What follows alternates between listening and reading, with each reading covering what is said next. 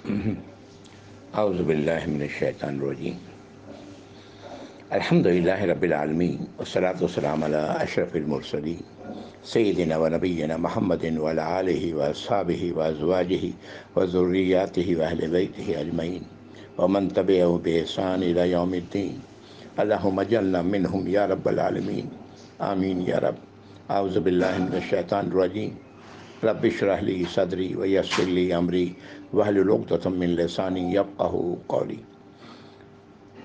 اللہم اجعل ھذا لوجہک الکریم لا ریا فیہ ولا سمع یا رب العالمین۔ ربنا تقبل منا انک انت السمیع العلیم وتب علینا انک انت التواب الرحیم، آمین یا رب۔ السلام علیکم ورحمۃ اللہ وبرکاتہ۔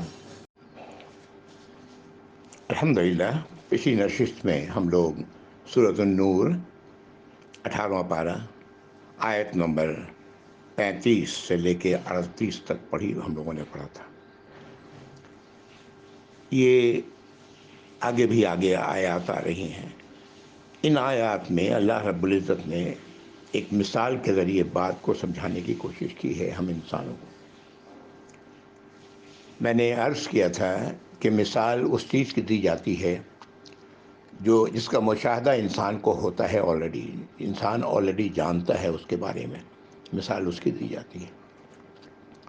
آیت نمبر 35 میں اللہ تعالیٰ نے جو مثال دی ہے چراغ کی، نور روشنی کی، چراغ کی، زیتون کے تیل سے جلائے جانے والے چراغ کی، شیشے سے کورڈ ہے وہ چراغ، ایک طاق پہ رکھا ہوا ہے اور وہ روشن ہے، تیل اتنا صاف و شفاف ہے کہ اس میں ایسا ہے جیسے کہ وہ بھڑک اٹھے گا، اور جب وہ بھڑک اٹھتا ہے تو کیا ہوتا ہے کہ نور پر نور۔ یہ مثال اللہ تعالیٰ فرماتے ہیں کہ یہ مثال تو انسانوں کے لیے ہے، اللہ تو ہر بات کا علم رکھتے ہیں۔ اپنے وقت میں جب یہ آیات نازل ہوئی تھیں، یہ مثال کے حوالے سے جو آیات آ رہی ہیں اور ابھی آگے بھی آئیں گی، اس وقت کے لوگوں نے اسے یقیناً سمجھا۔ یہ مثال جس چیز کی دی گئی تھی وہ ان کے مشاہدے میں یہ باتیں تھیں، لیکن آج اس کو سمجھنے کے لیے میں نے پچھلی نشست میں مشاہدے کے لیے میں نے چشموں کا ذکر کیا تھا کہ لال پیلا ہرا چشمہ اگر انسان پہنے ہوا ہے تو انسان کو ویسے ہی نظر آئے گا، لیکن میری تسلی پھر بھی نہیں ہوئی تھی۔ یہ پورا ہفتہ میں سوچتا رہا کہ اس کی مثال کیسے دی جائے کہ آج کے لوگ ہم اسے سمجھ سکیں۔ الحمدللہ جب انسان کے اندر طلب ہوتی ہے تو اللہ تعالیٰ رہنمائی فرماتے ہیں، اور جو بات مجھے سمجھ آئی میں انشاءاللہ ابھی بیان کرتا ہوں اسے۔ آج ہم جانتے ہیں کہ روشنی ہماری آنکھوں میں نہیں بلکہ باہر کی روشنی جب آنکھ کی ریٹنا سے منعکس ہوتی ہے تو ہم پھر دیکھتے ہیں۔ یہ اندھیرا ہو، اندھیرے میں ہمیں کچھ نظر نہیں آتا۔ آج کے دور میں الحمدللہ انفراریڈ کی دریافت ہوا، اور پھر اس کے بعد نائٹ ویژن گلاسز بھی دریافت کیے گئے، اور آج اس کا استعمال ہوتا ہے نائٹ ویژن گلاسز کا۔ خصوصاً آپ لوگوں کے علم میں ہوگا، آپ لوگوں نے شاید آپ کو یاد بھی ہو کہ جنگ کے زمانے میں بلیک آؤٹ کر دیا جاتا تھا، لائٹیں بجھا دی جاتی تھیں، جہاں کوئی خطرہ ہوتا فوراً لائٹ گول کر دی جاتی تاکہ پائلٹ کو نظر نہ آئے، دشمن کو نظر نہ آئے کہ یہاں پر آبادی ہے، اور وہ بامبنگ وغیرہ نہ کر سکے، شیلنگ نہ کر سکے۔ لیکن یہ دور ختم ہو گیا، نائٹ ویژن گلاس آ گئے، اب وہ پائلٹ اندھیرے میں بھی دیکھ سکتا ہے۔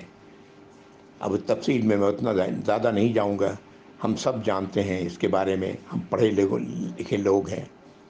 تو یہ نائٹ ویژن گلاس، یہ وہ آنکھ کو وہ روشنی پہنچا رہا ہے جس سے آنکھ دیکھ رہی ہے جبکہ بالکل اندھیرا ہے۔ اللہ رب العزت نے انسانوں کو اندھیرے میں رکھا ہے۔ یہ اندھیرا کیا ہے؟ یہ اندھیرا ہے کہ اللہ تعالیٰ نے انسان اور جن کو اختیار دیا ہے، اپنے اختیار سے جو کرنا چاہتے ہو کرو، ہے نا۔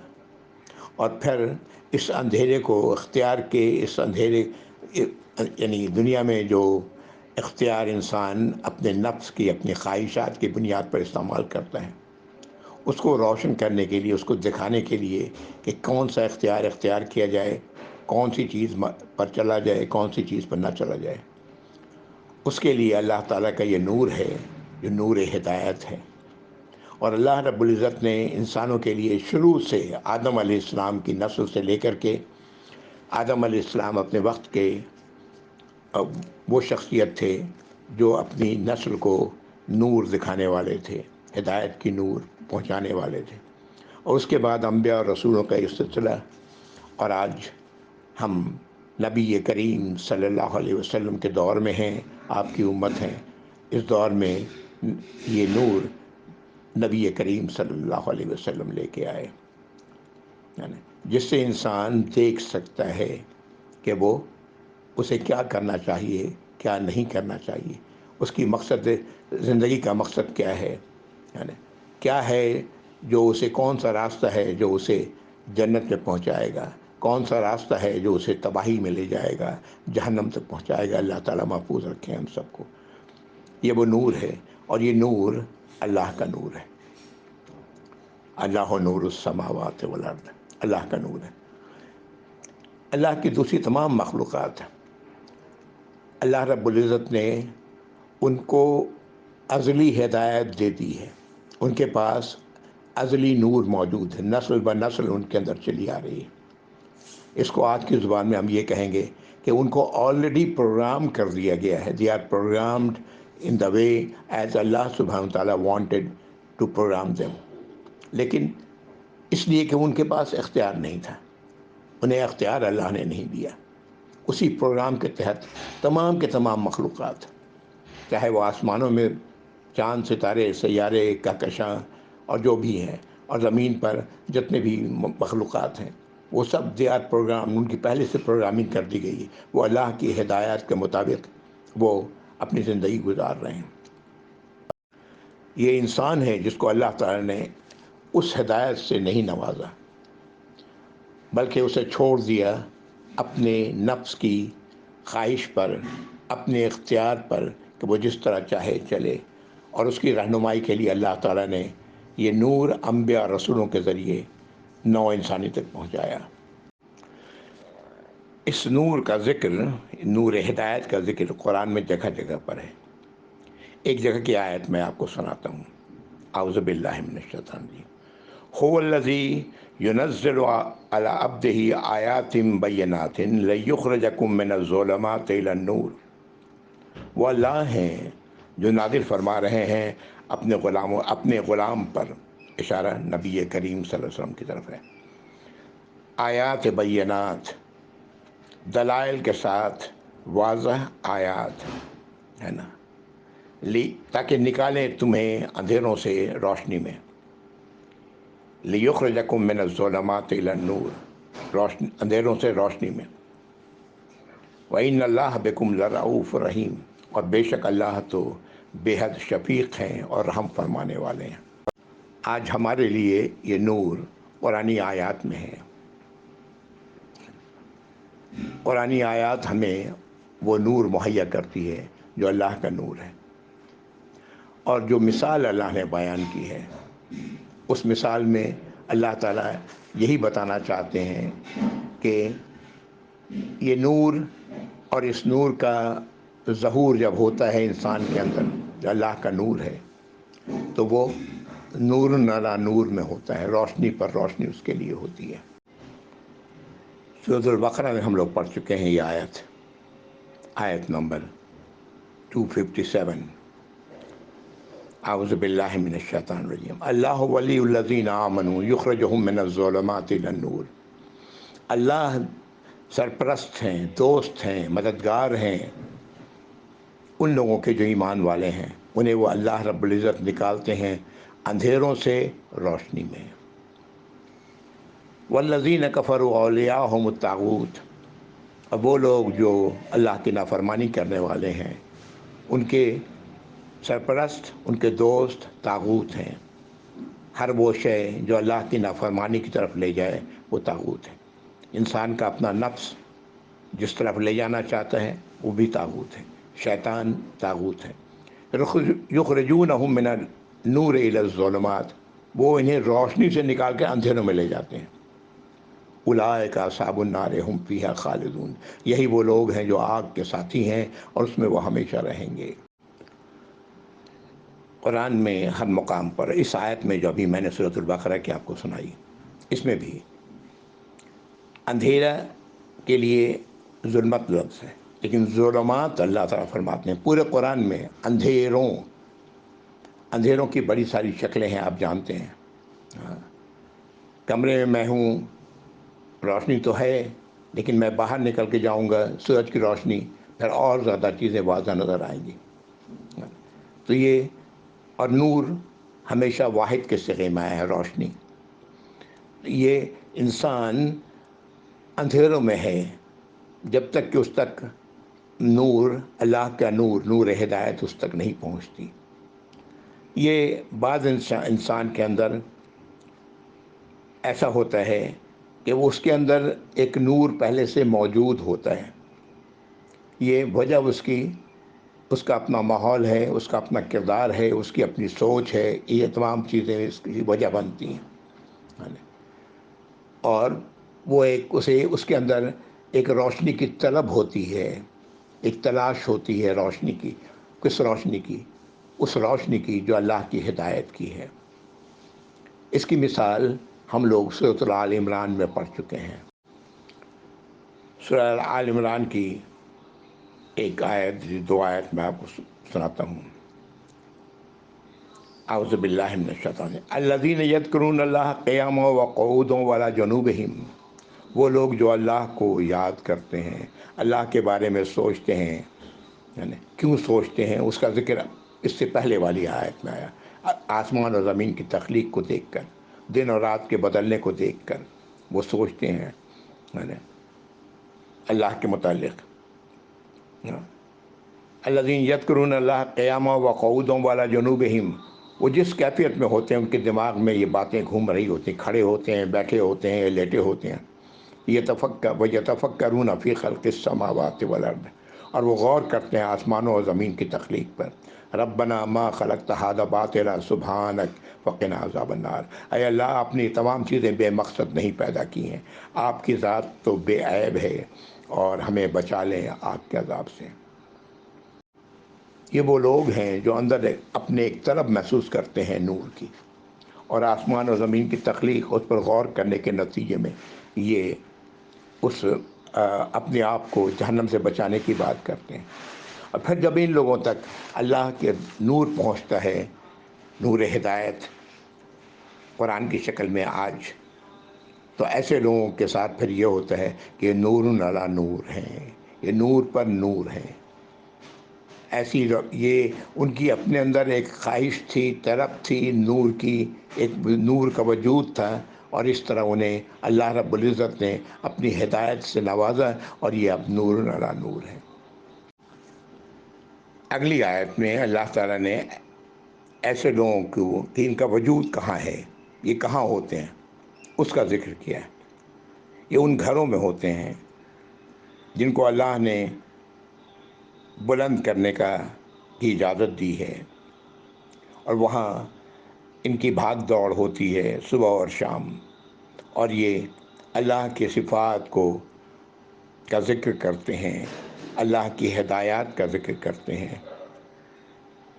یہ وہ لوگ ہیں، ایسے لوگ، اگلی آیت میں فرمایا اللہ نے کہ جنہیں ان کی دنیاوی زندگی، دنیاوی مشغولیات ان کے لیے رکاوٹ ہرگز نہیں بنتی، اور وہ نماز قائم کرتے ہیں اور زکوٰۃ ادا کرتے ہیں، اور اس دن سے ڈرتے رہتے ہیں جس دن انسان کی آنکھیں اور دل سب الٹ جائیں گے، یعنی انتہائی سخت دن ہوگا۔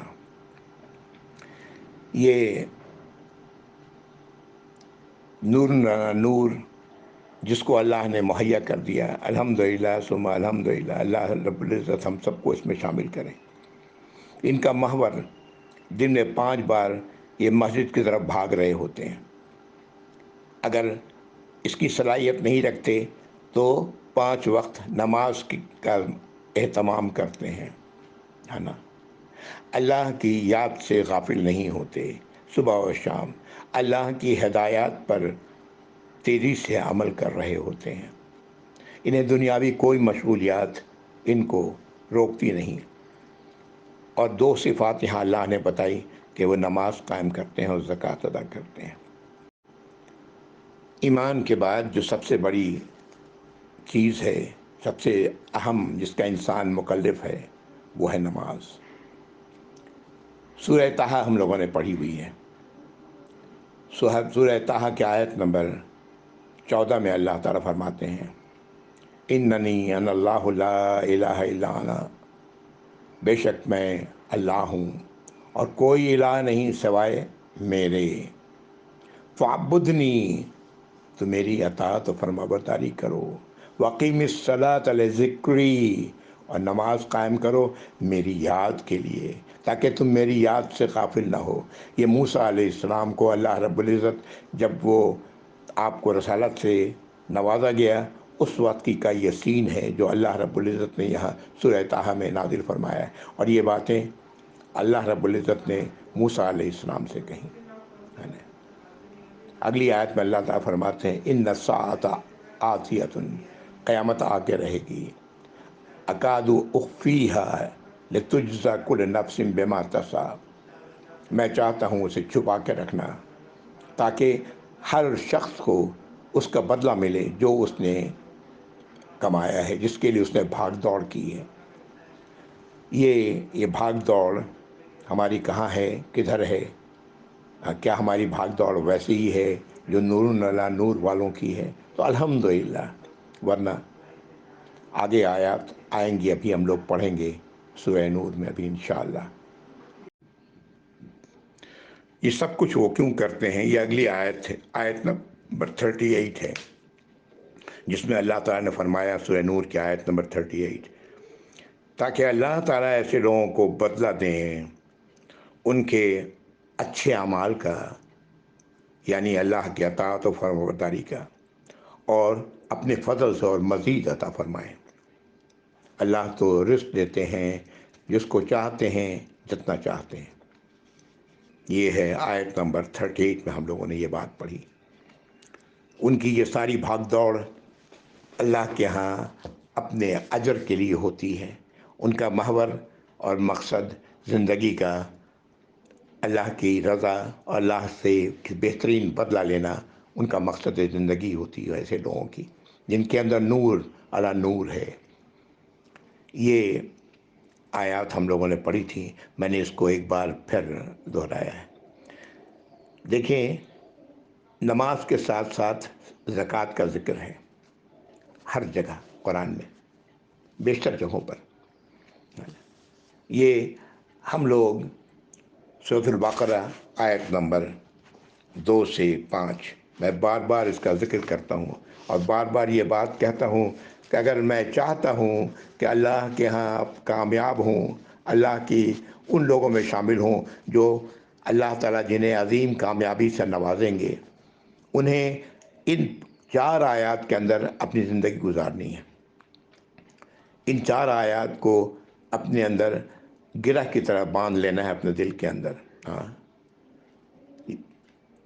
اول تو یہ کہ وہ اللہ کی ناراضگی سے بچنے والے ہوں اور غلط راستے پر پڑنے والے نہ ہوں، سے بچنے والے ہوں، اور اس کے بعد جس کا ذکر کیا گیا آیت نمبر 3 میں، الذین یؤمنون بالغیب، اور وہ لوگ جو غیب پر ایمان رکھتے ہیں۔ غیب قرآن ہے، غیب کی تمام باتیں ہمیں قرآن سے ملتی ہیں، غیب کی تمام باتیں۔ یہ ایک تو وہ غیب ہے جس کا تعلق اس دنیا سے ہے، اس کی بھی رہنمائی ہمیں قرآن سے ہی ملتی ہے۔ ہمارے اسلاف نے دین کی اصل دنیاوی سائنس کی بنیاد قرآن کی ہی بنیاد کے قرآن سے ہی حاصل کی۔ جو سائنس آج کا سائنس ہے، چاہے وہ اسٹرانومی ہو، بایولوجی ہو، یا فزکس ہو، یا میتھ ہو، یہ تمام چیزیں جو انہوں نے حاصل کی ہیں قرآن سے ہی نکالی ہیں، قرآنی آیات سے ہی انہیں ملی ہیں، اور اس پر پھر تجربہ کیا ہے، اور تجربہ کرنے کے بعد آج ماڈرن سائنس کی بنیاد انہی اصل بنیادی علم پر ہے جو ان لوگوں کی نکالی ہوئی ہے، اور دوسرا وہ غیب کا علم ہے جس کا تعلق آخرت سے ہے۔ ہم نے جس کو ہم کہتے ہیں کہ اللہ غیب ہے، درست ہے، کہاں سے ملا ہمیں؟ قرآن سے۔ فرشتے غیب ہیں، کہاں سے ملا؟ قرآن سے، وغیرہ وغیرہ وغیرہ۔ تو یہ الذین یؤمنون بالغیب ویقیمون الصلاۃ، اور نماز قائم کرتے ہیں، اس کے فوراً بعد جو بات آتی ہے وہ نماز کے قائم کرنے کی بات آتی ہے۔ وَمِمَّا رَزَقْنَاهُمْ يُنْفِقُونَ، اور جو ہم نے ان کو رزق دیا اس میں سے خرچ کرتے ہیں، اور اس میں خرچ کرنا اولین خرچ زکوٰۃ ہے، اولین، اس کے لیے جو زکوٰۃ کا صاحب استطاعت ہے۔ والذین یؤمنون بما انزل الیک وما انزل من قبلک، اور وہ لوگ جو ایمان رکھتے ہیں اس بات پر، تسلیم کرتے ہیں اس بات کو جو آپ کی طرف نازل کیا گیا، آپ کی طرف قرآن بھی نازل کیا گیا، آپ کی طرف احادیث بھی نازل کی گئی، آپ کی ایک ایک بات صلی اللہ علیہ وسلم، ایک ایک فیصلہ زندگی کا اللہ کی رہنمائی پر تھا۔ آپ نے کوئی ایسی بات نہیں کی ہے جو اللہ کی طرف وحی کے علاوہ ہو۔ وَلَا يَنطِقُ إِلَّا وَحْيٌ يُوحَىٰ، وہ آپ کوئی بھی بات نہیں کرتے۔ پڑھیں گے یہ آیت ہم لوگ، ہے نا، جو مگر وہ جو وحی کی گئی آپ کی طرف، تو اس پر ایمان، اور جو اس سے پہلے نازل ہوئی اس پر ایمان۔ ابھی میں نے موسیٰ علیہ السلام کا واقعہ آپ کو بتایا کہ موسیٰ علیہ السلام کو کیا کہا اللہ نے کوہ طور پر، کہ نماز کو قائم کرو، اطاعت کرو میری، اور فرما برداری کرو میری، اور نماز قائم کرو۔ کس لیے؟ میری یاد کے لیے، میرے طریقے پر چلنے کے لیے۔ وبالآخرۃ ہم یوقنون، اور آخرت پر وہ یقین رکھتے ہیں۔ یہ وہ یقین جس کا ذکر یا بھی ہم لوگوں نے سورۃ النور کی آیت میں پڑھا، یعنی کہ اس دن سے وہ ڈرتے رہتے ہیں جس دن آنکھیں پتھرا جائیں گی، دل الٹ جائے گا، ایسا سخت دن ہوگا۔ اللہ رب العزت نے وہ سخت دن تو ہے بہت، لیکن ایمان والوں کے لیے سخت نہیں ہوگا۔ اولئک علی ھدی من ربہم، یہی وہ لوگ ہیں جو اپنے رب کی طرف سے ہدایت پر ہیں، واولئک ھم المفلحون، اور یہی وہ لوگ ہیں جو کامیاب ہوں گے۔ ایک موقع پر نبی کریم صلی اللہ علیہ وسلم فرمایا کہ اسلام ظاہر ہے، ایمان اندر ہے، اور تقوی قلب میں، ہاں ہونا بتایا کہ یہاں ہے، قلب میں ہے تقوی۔ اسلام ظاہر، اس سے کیا مراد ہے؟ اسلام کی بنیاد 5 چیزوں پر ہے۔ پہلی چیز کلمہ شہادت، دوسری چیز نماز کا قائم کرنا، تیسری چیز زکوٰۃ کا ادا کرنا، ہے نا، اور چوتھی چیز حج۔ یعنی یہ اس طرح 5 چیزیں ہو گئیں، یہ اسلام کی بنیاد ہے، اسی پر اسلام قائم ہے۔ یہ تمام چیزیں ایک انسان دوسرے انسان کا دیکھ سکتا ہے۔ جو انسان اسلام قبول کرتا ہے وہ کلمہ شہادت سب سے پہلے پڑھتا ہے، لا الہ اشہد ان لا الہ الا اللہ و اشہد ان محمد رسول اللہ۔ اس کے بعد نماز کا قائم کرنا، ہے نا، اور یہ تمام چیزیں جو نماز ہے، نماز ادا کرے گا لوگ دیکھیں گے، تمام کے تمام چیزیں، حج کے لیے جا رہا ہے لوگ دیکھیں گے، روزے رکھ رہا ہے، رمضان کے روزے رکھ رہا ہے لوگ دیکھیں گے، لوگ دیکھ رہے ہیں، ہے نا، زکوٰۃ دے رہا ہے لوگ دیکھ رہے ہیں، حج کے لیے جا رہا ہے لوگ دیکھ رہے ہیں۔ یہ تمام چیزیں ظاہر ہیں، اور اس کے پیچھے جو چیز ہے وہ ہے ایمان، کہ اس بات کو، اللہ کی باتوں کو، اللہ کی ہدایات کو دل سے تسلیم کرنا، یہ لوگ نہیں دیکھ رہے ہیں۔ ایک کوئی انسان یہ کچھ کر رہا ہے، لیکن کس لیے کر رہا ہے اس کا پتہ دوسرے انسان کو نہیں چلتا، وہ خود جانتا ہے کہ وہ کس لیے کر رہا ہے۔ آج کتنے ہی لوگ حج کرنے اس لیے جاتے ہیں کہ پچھلے گناہ دھل جائیں اور اگلے گناہ پھر اس کے لیے کھاتا نیا کھاتا کھل جائے. نعوذ باللہ ثم نعوذ باللہ. اللہ سے دھوکہ کرنا چاہتے ہیں. کیا اللہ سے دھوکہ کر سکتے ہیں؟ اسی بات کا ذکر اللہ رب العزت نے سورۃ البقرہ کے آیت نمبر 8 سے لے کے 16 تک کی ہے آیات. یہ بڑی اہم آیات ہیں. میں نے بار بار یہ بات کہتا ہوں کہ سورۃ بقرہ کی آیت نمبر 1 سے لے کر کے 39 تک پورا قرآن اسی کی چاروں طرف گردش کر رہا ہوتا ہے. ان کو بار بار پڑھیں. تو یہ لیکن ان سب کے پیچھے جو چیز اہم ہے جو اللہ کے نبی صلی اللہ علیہ وسلم فرمایا کہ وہ دل میں ہے، وہ ہے تقویٰ. کتنے ہی لوگ وہ ہیں جو اللہ کے غضب سے بچنے کے لیے ایمان لاتے ہیں. یہ اسلام کے ظاہری اعمال وہ کر رہے ہوتے ہیں، لیکن وہ یعنی اس سے نہیں بچتے، غلط راستے پر پڑنے سے نہیں بچتے. میں اشارہ ہے میرا سورۃ الفاتحہ کی طرف، اس میں ہم کہتے ہیں کہ اہدنا الصراط المستقیم، میری رہنمائی فرمائے سیدھے راستے کی طرف. صراط الذین انعمت علیہم، وہ سیدھا راستہ جس پر آپ نے انعام کیا ہے. یہ وہ شوق ہے جس کے جذبے میں آ کر کے ایمان قبول کرتے ہیں. میں بات کر رہا ہوں کوئی نئے ایمان والے کی، اس دور کی بات کر رہا ہوں جب لوگ بالکل نئے نئے ایمان لا رہے تھے. نبی کریم صلی اللہ علیہ وسلم کے اولین دور کی بات میں کر رہا ہوں. آج تو معاملہ یہ ہے کہ وہ بھی لوگ ایمان والے اپنے آپ کو کہتے ہیں جو پیدائشی مسلمان ہیں، وہ بھی ایمان والے ہیں، سمجھتے ہیں، لیکن وہ اس بات کی پرواہ نہیں کرتے. ان میں کتنے لوگ وہ ہیں جو اسلام کے ظاہری اعمال پر عمل بھی نہیں کرتے. ان کا اسلام ظاہر بھی نہیں ہوتا، نماز بھی نہیں پڑھتے، زکوٰۃ بھی نہیں دیتے، روزے بھی نہیں رکھتے، حج بھی نہیں کرتے، یا کچھ کرتے ہیں کچھ نہیں کرتے ہیں، واللہ عالم. ایسی بے شمار شکلیں ہمارے سامنے موجود ہیں. تو یہ ایسے لوگ کا معاملہ. اور پھر وہ کچھ ایسے لوگ ہیں جو یہ سب کچھ کر رہے ہوتے ہیں لیکن اس کے باوجود اپنے آپ کو غلط راستے پر پڑنے سے نہیں بچا پاتے ہیں. جیسا کہ ہوا پیچھے نصارہ، انہوں نے ایمان لایا لیکن اس کے بعد بے شمار بدعات انہوں نے جاری کر دی، ہے نا. نبی اپنے رسول کو انہوں نے اللہ کا بیٹا کہہ دیا، عیسیٰ علیہ السلام کو.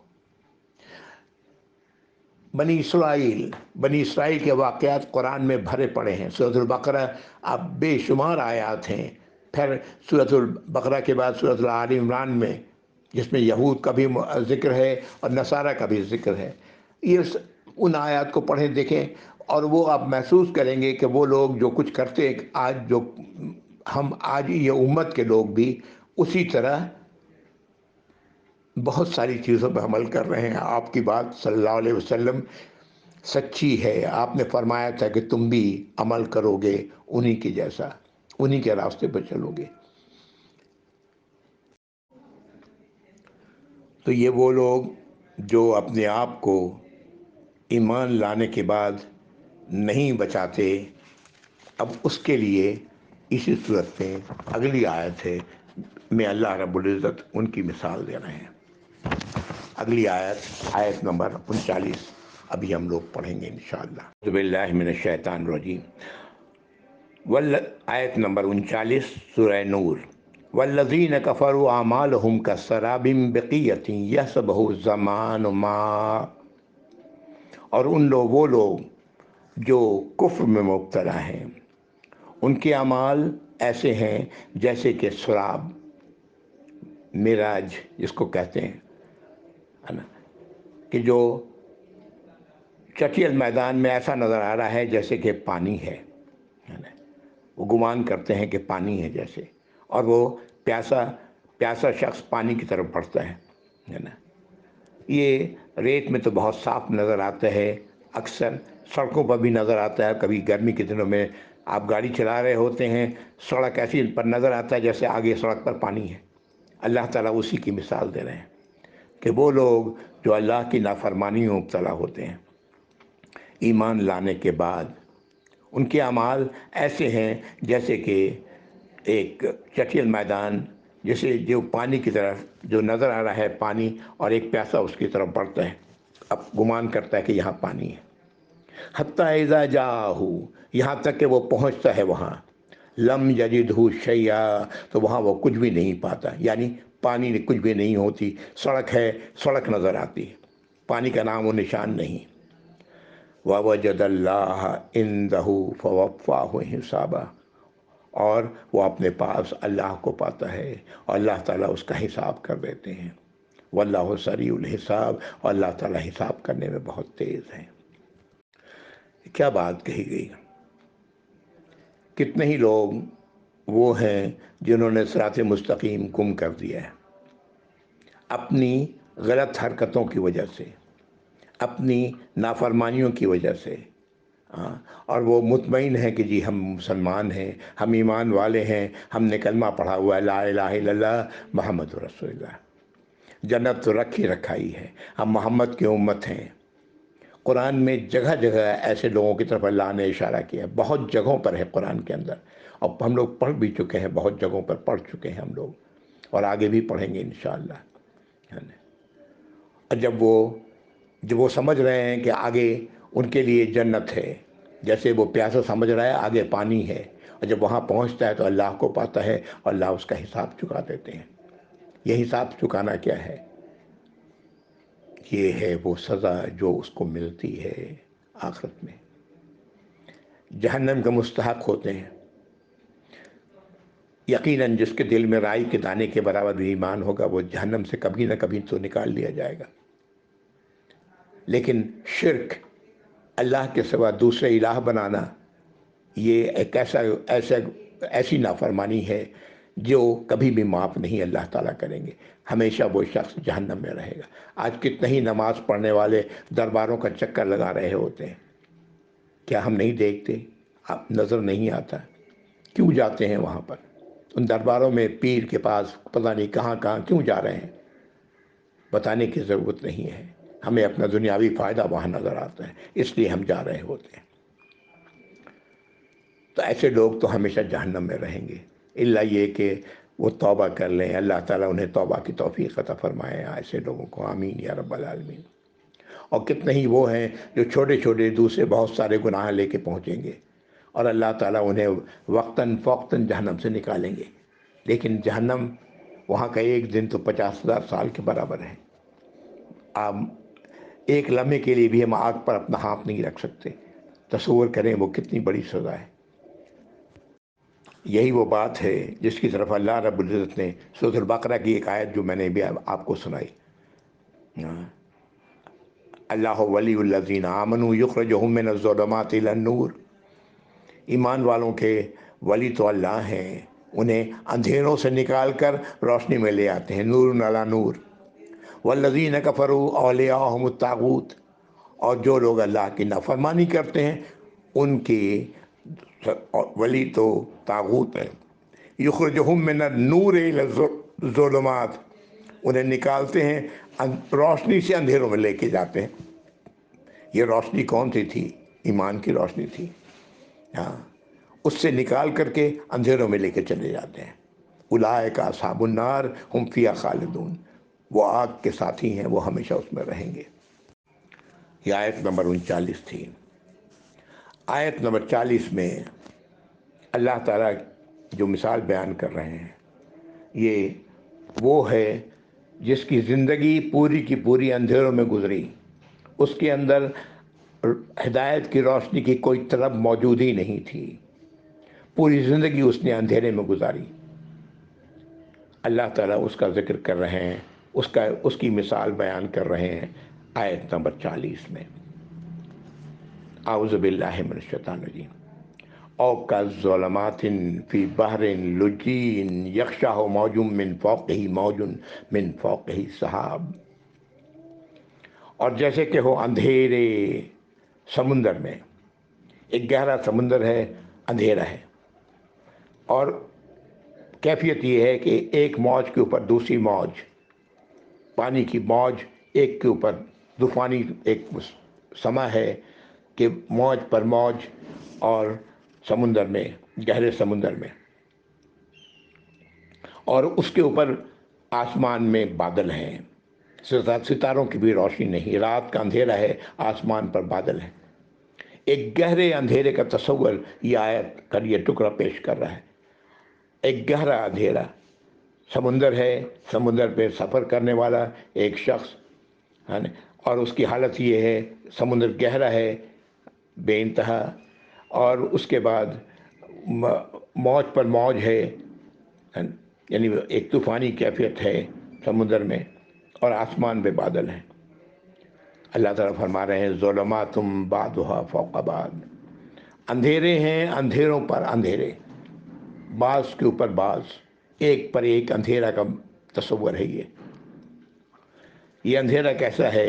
اذا اخرج یدہ لم یکد یراھا، کہ اگر وہ کوئی شخص اپنا ہاتھ نکالتا ہے تو اسے ہاتھ بھی نظر نہیں آتا، اتنا گہرا اندھیرا ہے۔ وَمَن لَّمْ يَجْعَلِ اللَّهُ لَهُ نُورًا فَمَا لَهُ مِن نُور، اور جسے اللہ نے اندھیروں سے روشنی سے محروم رکھا ہے اس کے لیے کوئی روشنی نہیں ہے۔ ہدایت کی روشنی سے وہ محروم ہے وہ شخص، اللہ نے نہیں رکھا، بلکہ اپنی اس کے اندر کبھی نہ ہدایت کی طلب ہوئی، نہ اس نے کبھی ہدایت حاصل کرنے کی کوشش کی۔ یہ وہ شخص ہے جو اندھیروں پر اندھیرے میں پڑا ہوا ہے، اور اللہ تعالیٰ فرما رہے ہیں ایسے شخص کے لیے کوئی نور نہیں، نور ہدایت ایسے شخص کو نہیں ملتی۔ اس آیت کے بارے میں ایک واقعہ ملتا ہے کہ ایک سمندری جہاز کے کیپٹن کو نے جب یہ آیت سنی تو اس نے سوال کیا کہ کیا نبی کریم صلی اللہ علیہ وسلم نے کبھی سمندری سفر کیا ہے؟ تو اس سے لوگوں نے جواب دیا کہ نہیں، کبھی انہوں نے سمندر میں سفر نہیں کیا، اور اس آیت کو سن کر کے وہ ایمان لاتا ہے کہ یہ تصور، یہ چیز، یہ الگ، یہ کیفیت وہی لوگ جان سکتے ہیں جو سمندر میں سفر کرنے والے ہوں، جو آج شپس چلتی ہیں سمندر میں، اور جب ان کے ساتھ اس قسم کے واقعات ہوتے ہیں، ایسا سین ان کے سامنے آتا ہے، تبھی وہ اسے بیان کر سکتے ہیں۔ بہرحال یہ اندھیروں پر اندھیرا ہے، اندر اندھیرا تھا، اللہ بھی اپنی نور سے اسے محروم رکھتے ہیں، ہدایت سے محروم رکھتے ہیں۔ اور پھر اندھیرے کا یہ حال ہے کہ وہ اپنا ہاتھ بھی اگر باہر نکالتا ہے تو وہ بھی نظر نہیں آتا، یعنی ہاتھ جیسی قریبی چیز وہ بھی وہ نہیں دیکھ پاتا ہے، تو دور کی چیز کیا دیکھے گا۔ اللہ تعالیٰ فرماتے ہیں کہ ایسے لوگ، ان کے لیے اللہ نے نور ہی نہیں رکھا ہے، یہ ہدایت سے محروم لوگ اسی طرح دنیا سے جائیں گے۔ واضح ہوگی بات، یہ وہ لوگ ہیں جو نور ہدایت سے محروم دنیا سے جاتے ہیں، ان کا ذکر ہے۔ آیت نمبر 40 پر میں رک رہا ہوں یہاں پر، آگے بھی آیات آئیں گی جن کا جو انہی سے ملی ہوئی ہیں، انشاءاللہ تعالی اگلی بار ہم لوگ پڑھیں گے، اگلی نشست میں پڑھیں گے۔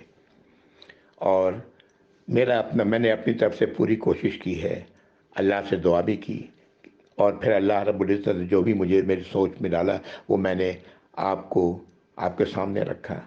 اللہ کرے کہ یہ تمام باتیں میرے لیے بھی ہدایت کا ذریعہ بنے، نور علی نور والی کیفیت میرے اندر بھی پیدا ہو، اور آپ سب کے اندر بھی پیدا ہو۔ اللہ تعالیٰ اس شخص کے اندر بھی تمام ایسے شخص کے اندر پیدا کریں جو اپنے آپ کو ایمان والا سمجھتا ہے۔